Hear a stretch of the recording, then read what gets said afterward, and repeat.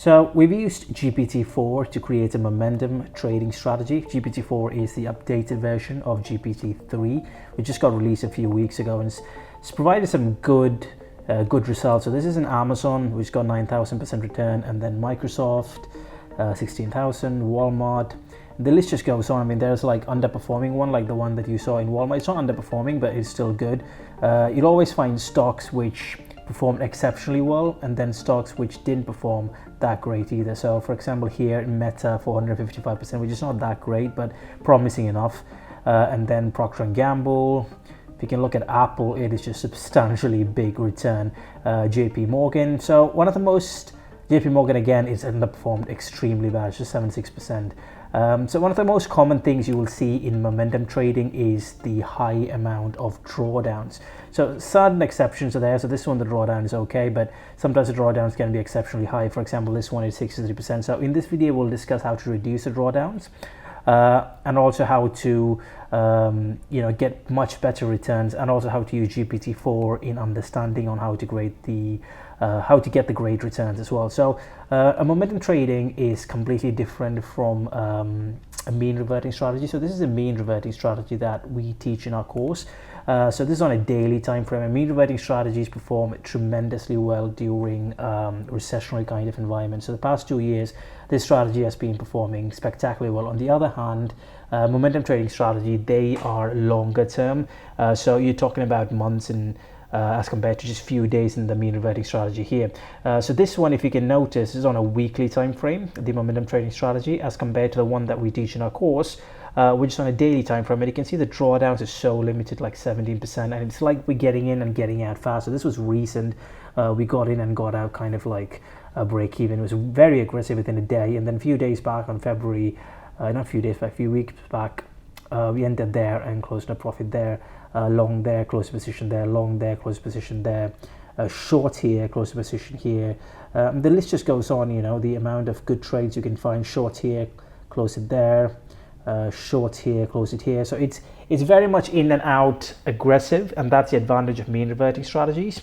So if you want to check that out, you can check out our website, Quant Program, and in that, the Prometheus course, we have the mean reverting strategy along with 10 other strategies, which includes trend following and momentum based. So now going back to the strategy that we've discussed here, which is a momentum trading strategy, and the code, I think I'll leave it in the comments, so you can just read it out from the screen and just type it through. So I'll firstly go to GPT-4. So this is my GPT-4, because if you want to use GPT-4, you need to have a paid subscription to ChatGPT. So I've got a paid subscription because I use it aggressively, because I can save lots of time. It's not that I can't code it myself, but many of the time it's just making smaller changes here and there.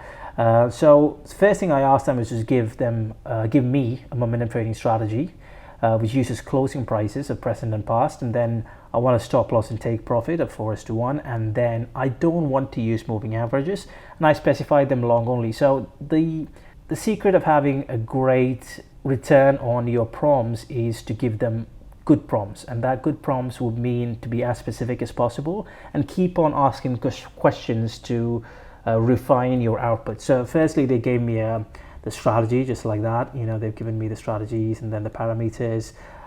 So they've got the entry threshold, they've got the stop loss percentage, take profit percentage. So they've taken 1% and 4%, and then the entry threshold is 1%. I'll explain to you what that does in a bit. So in order to calculate the momentum, they use close of the present day minus close of a look back period. So here you can see it's 5, and then divided by the close of the period. And the entry condition is basically crossover of the momentum and the entry threshold. So basically it checks if the momentum is greater than 1, and then if that condition is there, then you enter long, and then you basically put a stop loss of 1% and take profit of 4%. And that's basically the calculation of the stop loss and take profit. And if the conditions are met of the stop loss or take profit, then we exit the condition. They've also plotted the the strategy as well, and then basically they've just explained it. So what I want is I want to change the threshold, because I don't like the 1%. I want it to be 10%, because 1% doesn't signify a lot of information for me when it comes to momentum, because I want the momentum to be aggressive. So I've told them to change the entry threshold to 0.1, which is basically 10%, and the stop loss to 10%, and take profit to 40% as well. So if you've noticed, I haven't told them specifically that this is for a weekly or a daily. I just asked them randomly to give me a momentum strategy based on a closing prices, and then I've given them the momentum threshold and the stop loss and take profit. So they've made the corrections here, so you can see the entry threshold has changed, and the stop loss percentage has changed as well, and then the take profit percentage has changed as well. So I can easily do it manually myself, but I just want you guys to understand how the prompts are done. So it's kind of training itself to give out better results. So again, you can see the momentum calculation, everything is pretty much the same except these variables here. So one of the things I saw was a look back period. They've created this minimum value, and I don't want that. I want it to be clear and precise. I just want it to be 5. So I've told them to put the minimum value to 5, and I also want it to be 100% equity. So basically whatever money that I have, I want to invest in this specific stock, and then that'll give me the correct results on the net profit. So if I buy Apple for $10, and if it goes up to $20, now I've got 100% return. So that is reflected. So there's no separate cash allocated for now. So we just want to know the net return percentage and the maximum drawdown correctly. So that's very important that we dictate it to 100% equity. We can also change it in the settings, but I just want that line of code to be there as well. So I've told them the default quantity type to be strategy percentage of equity, and default quantity value to be 100%. So basically now I have got the code, and I just copy it and I paste it. So if I can go to the Pine editor, here is the code. So if you can go back, you can see this is version 4. Now I want to change it to version 5 because, you know, Pinescript is evolving, and GPT, even though it's GPT 4, they still only have information until a specific date in 2021. So Pinescript has updated their version to version 5. So the only change you have to make in this whole of this code is right here in the crossover. So you have to type in ta.crossover. So if you can pause this entire video and just write down the code, that would be great for you if you want to use it, or I'll try and leave a link in the comment section or in the description.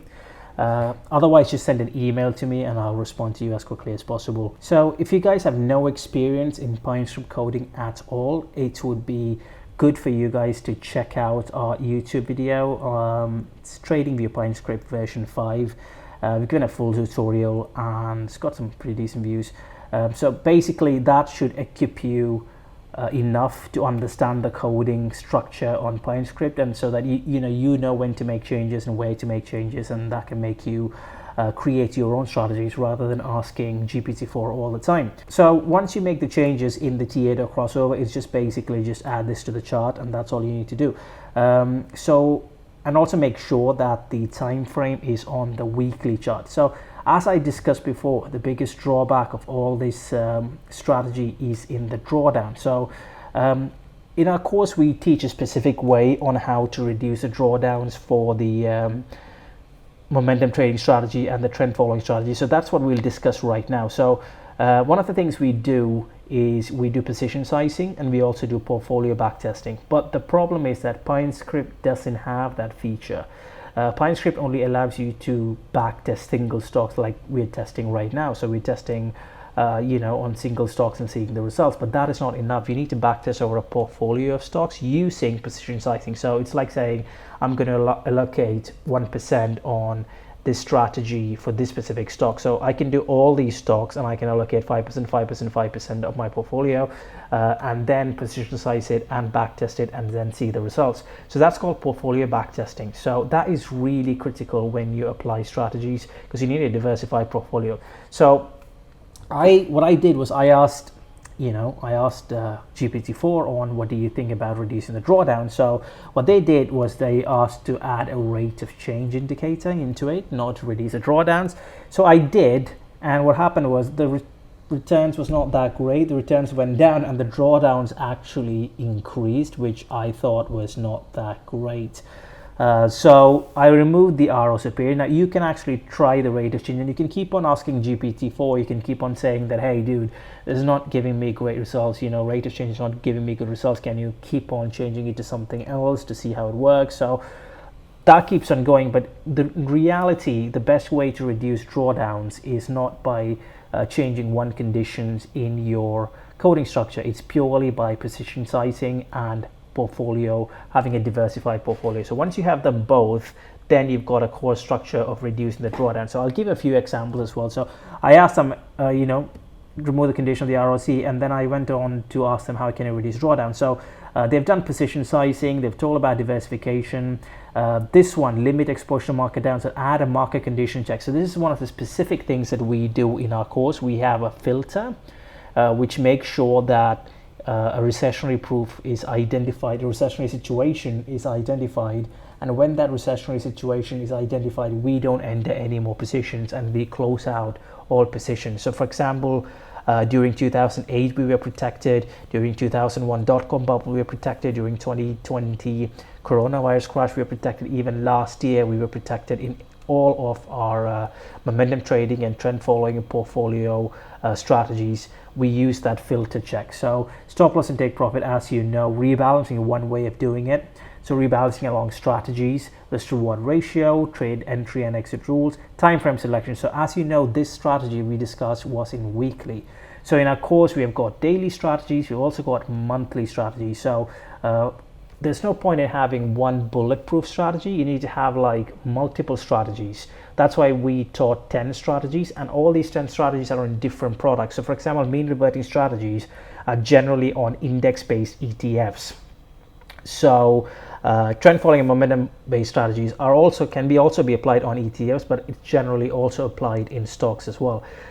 So different products, different diversifications, and that gives us better results. And that's basically what risk management is, and obviously performance monitoring. So we've basically done all these things in our course. So what I want to do is I want to show you an example. So this is one of the strategies that we teach in our course, which produce 1,857% return over, I think, since 1994 at 11% annual return. So this one, you can see the drawdown is 30%. For this one, we did 25 stocks, 25 positions at 4% allocated for each stock. Now, take this and compare it to another one. So this is on another strategy that we did, which is purely for comparison reasons. This got 10.78% CAGR. That's a total of 1,501% return. And as you can see, the drawdown is just 12%. So you can see the difference. Now, in this strategy, we did 90 positions, i.e. 90 positions, and we allocated 1% of our capital on each position, and 90 positions total. So all the time, 90% of our capital will be invested, and the rest 10% is just put as cash just for safety reasons. So you can see how just a change in the number of stocks invested creates a substantial difference in the drawdown. So in the first case, the drawdown was 30%. The second case, the drawdown is just 12%. So as you can see, just a slight increase from 25 positions to 90 positions, not a slight, a substantial increase from 25 to 90 positions, reduce the drawdowns drastically from 30% to 12%. That's the beauty of increasing the positions, or by diversifying into different stocks rather than just sticking to one stock. So if you're just stuck to one stock, you basically would have just had like a 60% drawdown or whatever that we were looking at, but then we could have reduced it to just 12% just by diversifying. So another thing that I want to talk about is the look back period. So here we've taken a look back period of 5. So basically we can have better look back periods, better than numbers than 5. So I have done my own values by using optimization. So optimization is this ability where you actually give out different values for the look back period. So maybe give it 5 or 6 or 7 or 8, 10, doesn't matter. You give them a range and tell them which one gives us the best results, best returns and best drawdowns, so best CAGR to drawdowns ratio. So that facility is also available in AMI Broker software. So I actually feed in this code, not this code, the AMI Broker code. So I kind of convert it to the AMI Broker code, and then I optimize the values for the look back period and also for the stop loss percentage and also the take profit percentage. So once I get the stop loss percentage and the take profit percentage and optimize it, then I can improve on my results. But optimization simply is not enough. We also need to do a forward testing. So this is one of the examples of the optimization things that we did. You can see the in sample and out sample, in sample and out sample. So in sample is where we are optimizing the values. So here you can see we are optimizing the values of 2000 to 2005, and then we're checking it, which is basically the forward testing from 2005 to 2010. And again, we're doing an in sample 2005 to 2010, and then again checking it for an out sample, which is again forward testing. So most people, they stop at the back testing stage, but there are multiple stages after the backtesting stage in order to find that your strategy is bulletproof.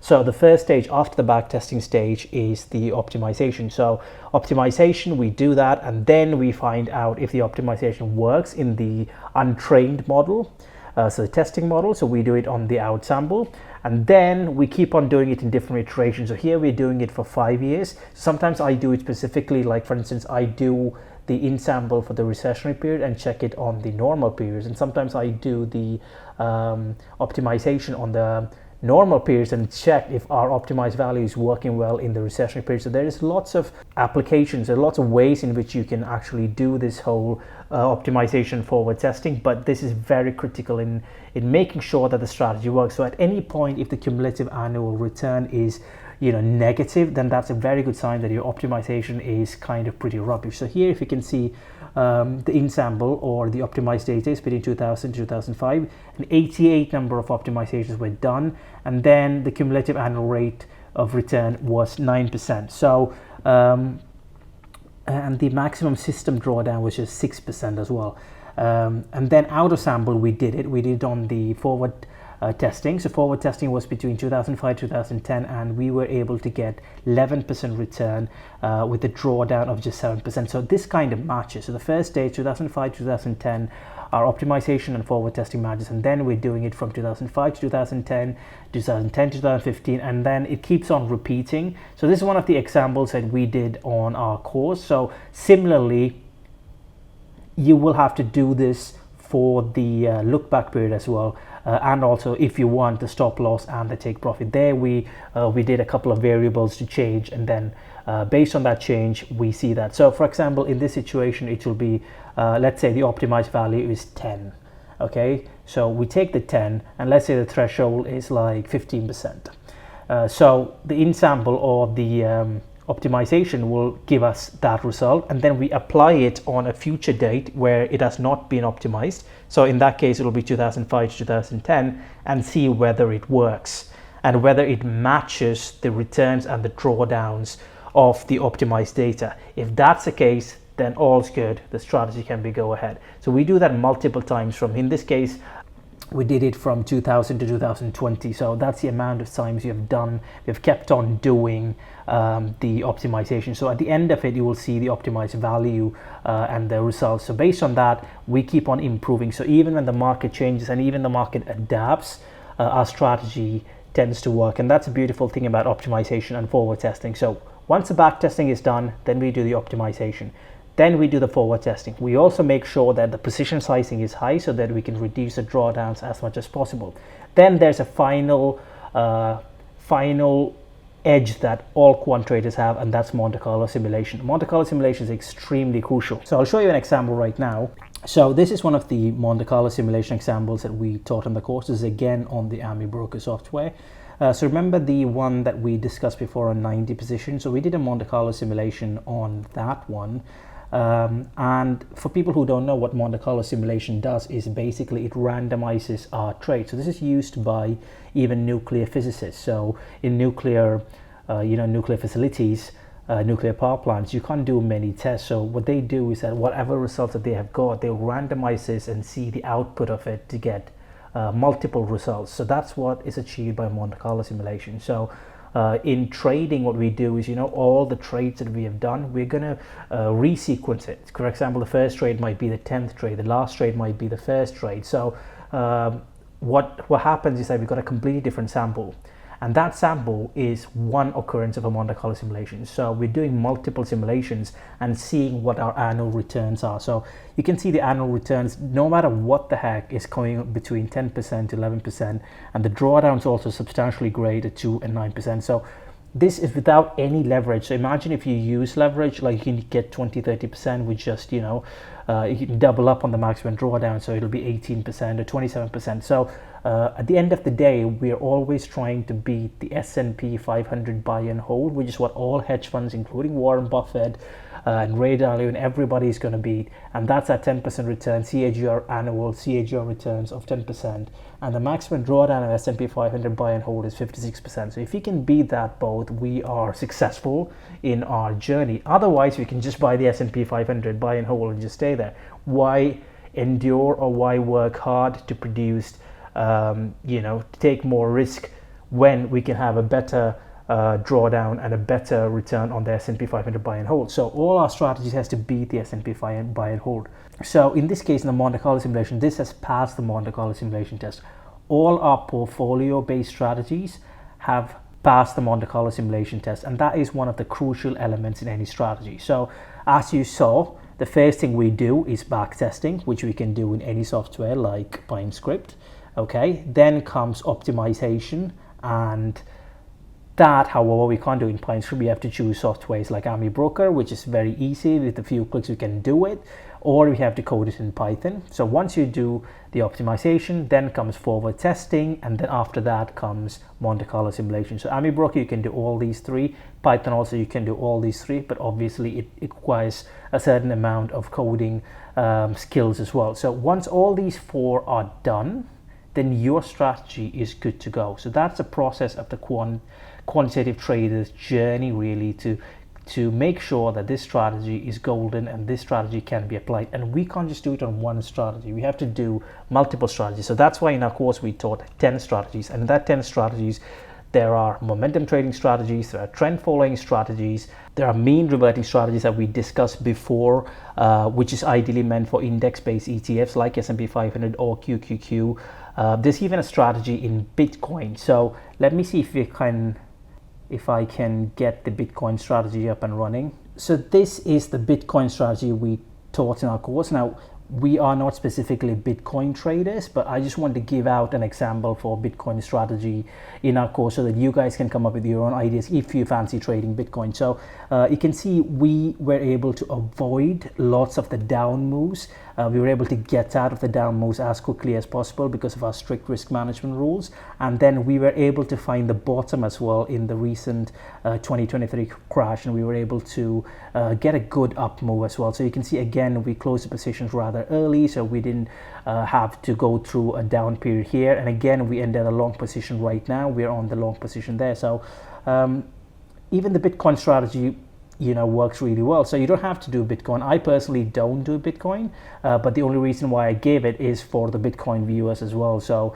on our course, so ideally I like to prefer stocks, because stocks, there is a plethora of thousands of stocks, and you can actually do diversify it, and you can actually have the portfolio do the work for you rather than focus singularly on just one single product. So I hope you guys enjoyed this strategy. So if you guys want to check out our course, you can check it out. If you want to check out many of the other free strategies, check out our channel, because there's a ton of lots of free strategies that you can apply. But as I said before, backtesting is just 1/4 of your job. Once you get backtesting shows promising results, then comes optimization, forward testing, and Monte Carlo simulation, and then you approve one strategy. And similarly, you have to do it across multiple strategies. So even if you don't buy the course, go through this process before you approve the strategy, and then you apply, and then most likely you're going to get some substantially great results in your trading. Hope you guys enjoyed this video. Have an amazing day. Bye bye.